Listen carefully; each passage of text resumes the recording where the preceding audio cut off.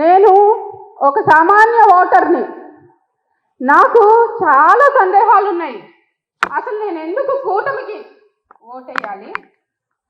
మా CM AC రూముల్లో కూర్చొని టికు టికు టికు అని బటన్లు నొక్కి మా కొన్ని అకౌంట్స్లో డబ్బులు వేస్తున్నారు.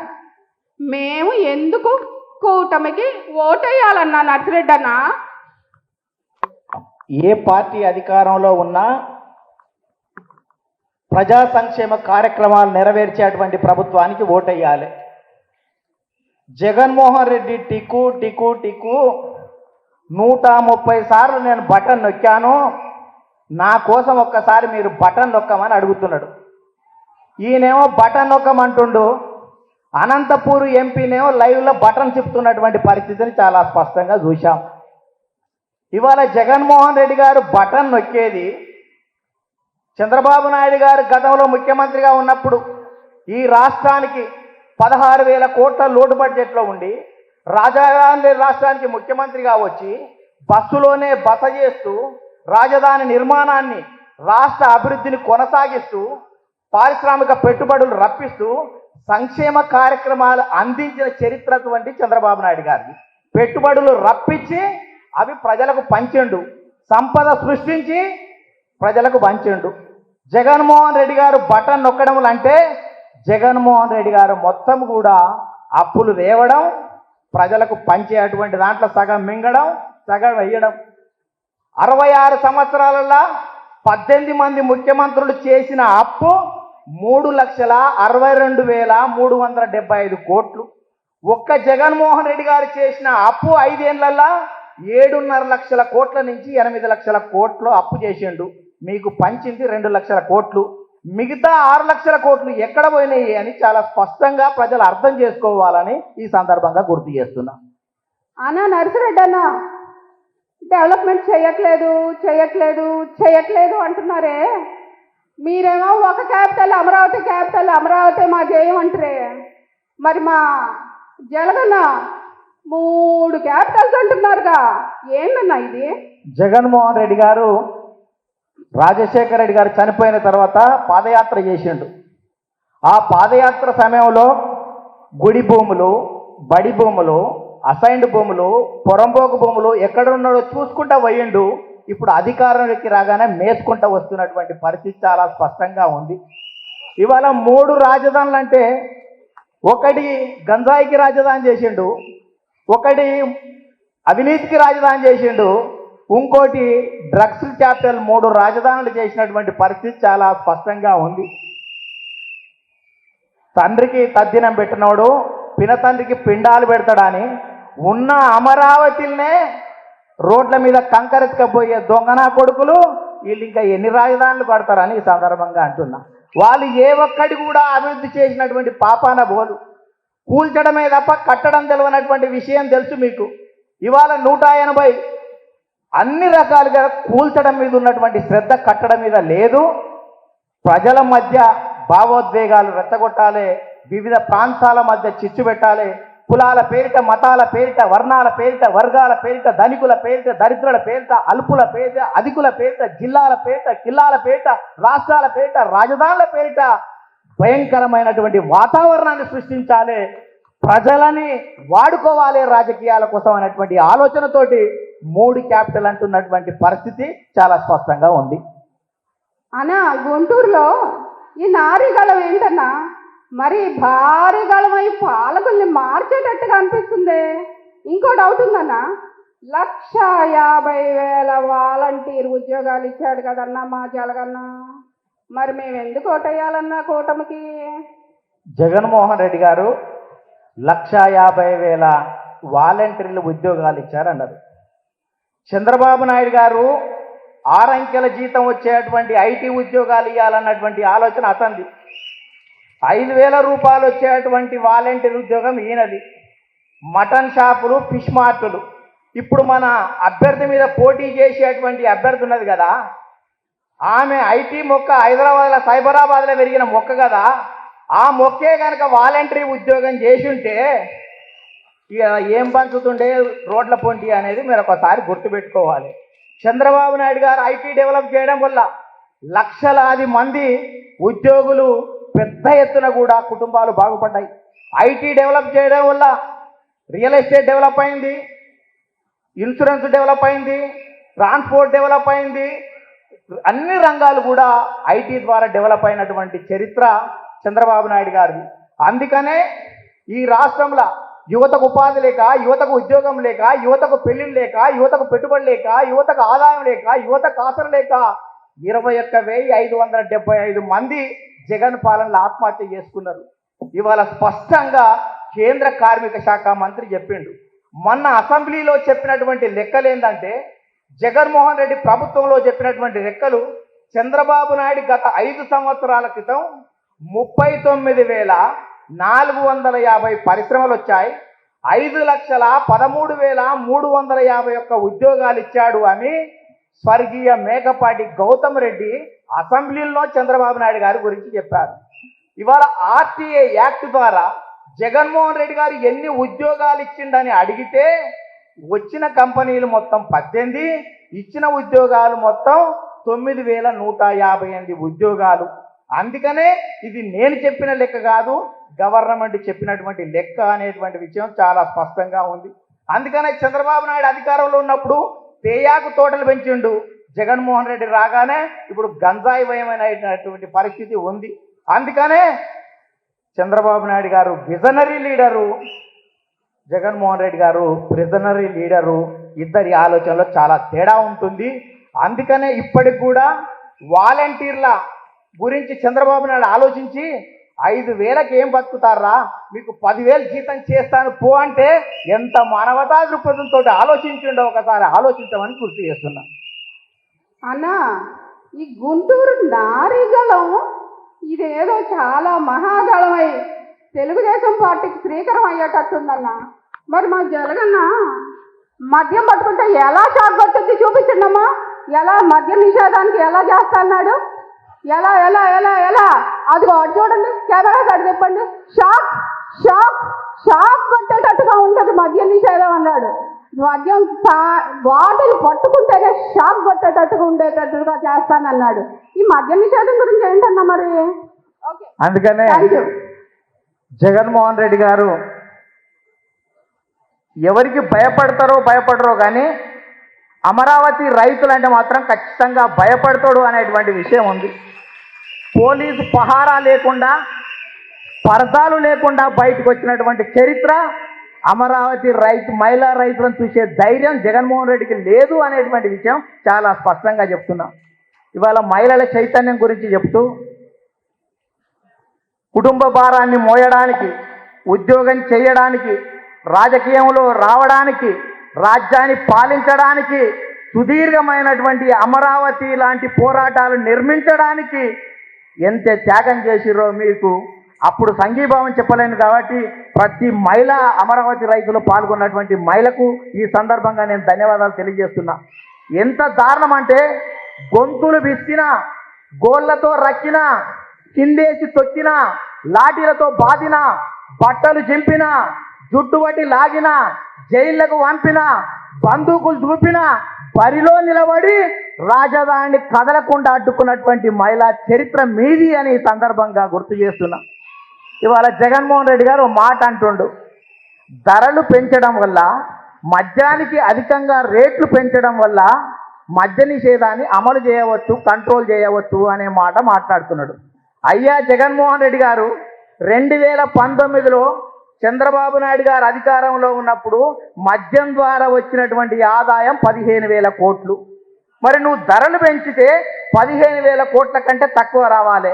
ఇవాళ 25,000 నుంచి 30,000 కోట్ల ఆదాయం వస్తుందంటే మద్యం విచ్చలవిడిగా పెరిగిందా లేదు అని చాలా స్పష్టంగా దీన్ని బట్టే అర్థమవుతుంది. కల్తీ మద్యం తెచ్చిండు, 81 మంది మరణించిండ్రు, అనేక మంది కూడా వాళ్ళ యొక్క అవయవాలు పాడైపోయినటువంటి దౌర్భాగ్య పరిస్థితిలో ఉండ్రు. అందుకనే కల్తీ మద్యాన్ని విచ్చలవిడిగా అమ్మించిండు. ఇవాళ ధరలు పెంచితే తగ్గుతాయనేటువంటి ఆలోచన కాదు అనేది చాలా స్పష్టంగా ఉంది. మరో మాట, ఇదేమో ధరలు చూడాలని చెప్తుండు, తాగరని చెప్పాడు. సినిమా రేట్ల కాడికి వచ్చే వరకల్నేమో 5 రూపాయలని తానే డిసిషన్ చెప్పేటువంటి పరిస్థితి ఉండు. అందుకనే ఈ వితండవాదానికి జగన్ ఆలోచన మొత్తం కూడా ల్యాండు, శాండు, మైను, వైను అంత దాచుకునేటువంటి ఆలోచనతోటి ఉన్నాడు కాబట్టి ఆ మద్య నిషేధం ముసుగులో 1000 కోట్లు దండుకున్నాడు అని ఈ సందర్భంగా గుర్తు చేస్తున్నా. మనందరం ఈ నారీగళం ఇవాళ శ్రీరామనవమి కదండి, పండగ రోజు మహిళలందరం చక్కగా రెడీ అయ్యి ఎక్కడికి వెళ్తాం? మన పుట్టింటికి వెళ్తాం. మన పుట్టింటికి ఎందుకు వెళ్తున్నాం? మన ఇల్లు చక్కదిద్దుకోవడానికి వెళ్తున్నాం. మనం చేసిన తప్పు ఒక్క ఛాన్స్ అన్న, ఒక్క ఛాన్స్ అమ్మలారా అయ్యల్లారా, ఒక్క ఛాన్స్ అంటే మనం ఒక్కసారి ఓటేసి గెలిపించినందుకు ఆంధ్రప్రదేశ్ అభివృద్ధి 25 సంవత్సరాలు వెనక్కిపోయింది. ఆంధ్రప్రదేశ్ గ్రోత్ మైలేజ్ వెనక్కిపోయింది. ఇదంతా మనకు తెలిసి మనం ఇప్పుడు సరి చేసుకోవడానికి పుట్టింటికి వచ్చామండి. మనమే ఆలోచన చేసుకొని మనం చుట్టుపక్కల వాళ్ళతో మాట్లాడి ఈసారి ఆ తప్పు చేయకుండా ఈ నారీగళం చాలా చక్కగా నిర్వహించిన నిర్వాహకులు ఎంత అభిమానులు అంటే వాళ్ళ పేర్లు చెప్పడానికి కూడా ఇష్టపడట్లేదండి. అంత చక్కగా నిర్వహించారు ఈ నారీగళం. అన్న మాకున్న చాలా మటుకి సందేహాలు మబ్బుల్లాగా వీడిపోయినాయి అన్న. మేము చంద్రోదయం కోసం ఎదురు చూస్తున్నాం అన్న. అయితే ఇంకొక ఆఖరి డౌట్ ఉందన్న, ఇది కూడా నువ్వు క్లియర్ చేసావంటే ఇంకా సూపర్గా మేము తెలుగుదేశం పార్టీకి ఓటేసి మా 2 ఓట్లు వేస్తామన్నా. ఈ ఆఖరి క్వశ్చన్ ఏంటంటే, బడుగు బలహీన వర్గాలకు మన సీఎం గారు అండగా నిలుస్తారు, మనలో మనిషిగా ఉంటారు, మన సీఎం మన జగనన్న అని చెప్తే మేము నమ్మి ఓటేసామన్నా. ఇప్పుడు ఏం చేద్దాం మరి దాన్ని? బడుగు బలహీన వర్గాల గురించి తెలుగుదేశం పార్టీ ఆలోచించినంత ఎవరు కూడా ఈ ప్రపంచంలో ఆలోచించలేరు. ఈ పార్టీ పుట్టిందే భూస్వాములో, ఆసాములో, జమీందారులో, జాగీర్దారులో, దేశ్ముఖులో, దేశపాండేలకు వ్యతిరేకంగా కమ్మరి, కుమ్మరి, చాకలి, మంగలి, ఎరకలి, మాల, మాదిగ, వడ్డెర, బలిజాల, అంబడ, కోయ, ముద్రాజు, పెరిక, మేరు, కాపు, వైశ్య, యాదవ్, వడ్రంగి, నేతా, గీతా, కార్మిక, కర్షక, బడుగు బలహీన వర్గాల పునాదుల మీద పుట్టినటువంటి పార్టీ తెలుగుదేశం పార్టీ. ఈ తెలుగుదేశం పార్టీ గ్రామాలకు మౌలిక సౌకర్యాలు ఇచ్చింది, ప్రజలకు సంక్షేమ ఫలాలు అందించింది, బలహీన వర్గాలకు రాజకీయ జీవితాన్ని ఇచ్చినటువంటి చరిత్ర తెలుగుదేశం పార్టీది. తెలుగుదేశం పార్టీ అనేక రకాలైనటువంటి సంక్షేమ కార్యక్రమాలకు చేసిన ఘనత ఇవాళ తెలుగుదేశం పార్టీ తప్ప వేది కాదు.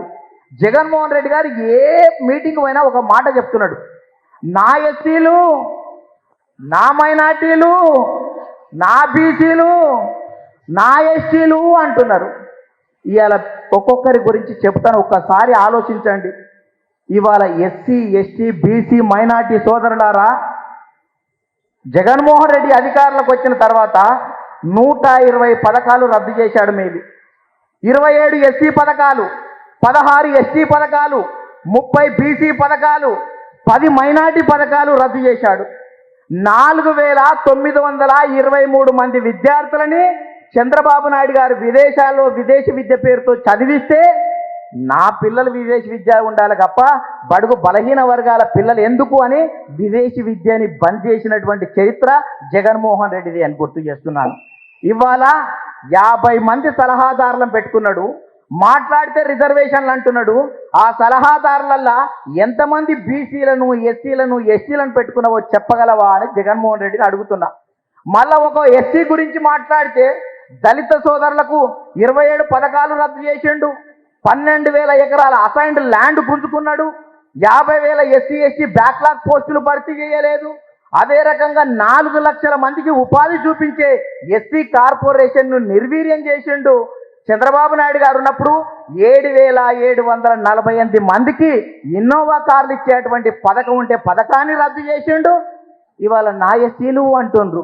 నీ ఎస్సీల గురించి మాట్లాడితే ఎస్సీ మహిళల మీద పులివెందుల్లో నాగం మీద అత్యాచారం చేసి హత్య జరిగింది, ఉదయగిరిలో అనిషా మీద అత్యాచారం జరిగి హత్య జరిగింది. ఇదే కాకాని పెదకాకానికి చెందినటువంటి రమ్య అనే బీటెక్ విద్యార్థిని హత్య చేశారు.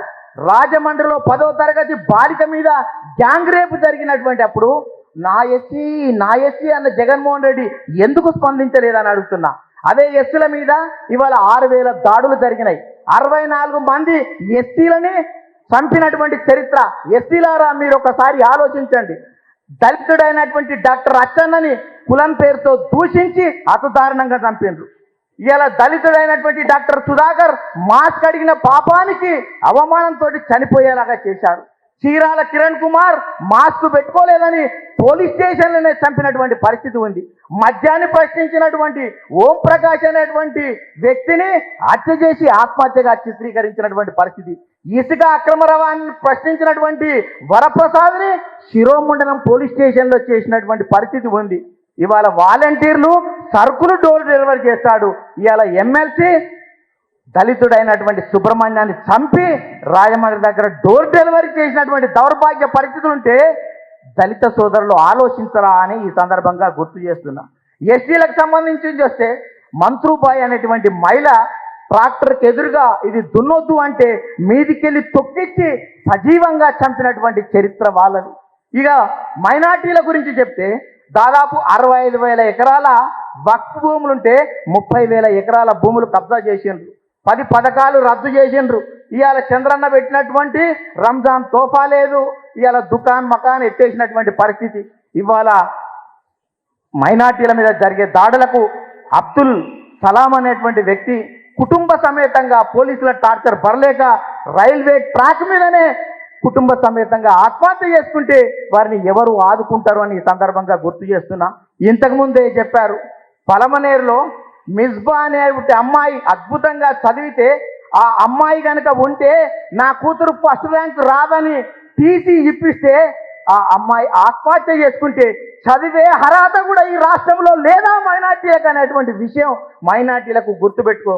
నిన్ననే పిన్నెల్లి సభకు పోయిన గురజాల ఒక ముస్లిం అతను ఒక బాలికను ముస్లిం బాలికను తీసుకొచ్చి ఇంట్లో పెట్టుకుంటే తల్లిదండ్రులు నా కూతురును పంపించమంటే అదేదో సినిమాలో చూపించినట్టుగా నా మోజు తీరలేదు, తీరినాడు నేను నీకు పంపిస్తా అని చెప్తే ఊరంతా 8,000 మంది ఓటర్లు ఉన్నటువంటి గ్రామం ఇప్పటికీ అదే పరిస్థితి ఉంది.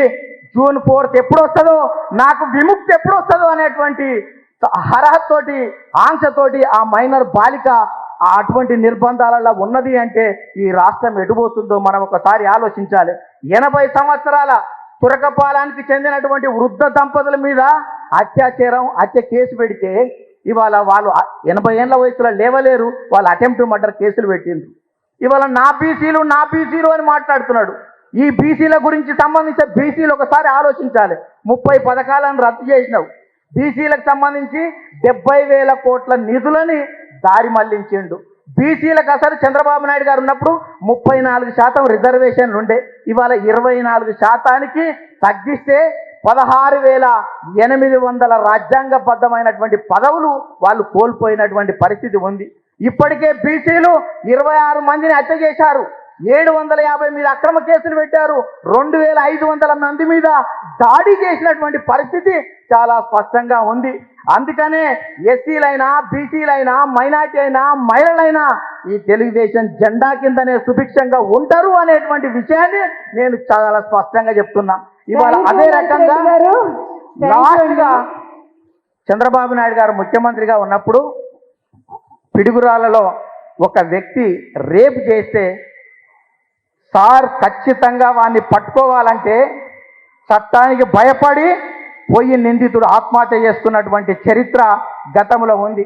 అందుకనే హెల్త్లా, ఇన్ఫర్మేషన్లా, ఇరిగేషన్లా, డెడికేషన్లా, డెవలప్మెంట్లా, హైటెక్లల్లా, హైలైట్లల్లా, సక్సెస్లల్లా, సబ్సిడీలల్లా, ఇంటర్నెట్లల్లా, రోడ్లైనా, రవాణైనా, తాగునీరైనా, సాగునీరైనా, ట్రాన్స్ఫార్మర్లైనా, సబ్స్టేషన్లైనా, పాఠశాలలైనా మన బాబు వల్ల అవుతుంది తప్ప జగన్ వల్ల కాదు అని సందర్భంగా మీ అందరికీ గుర్తు చేస్తుంది.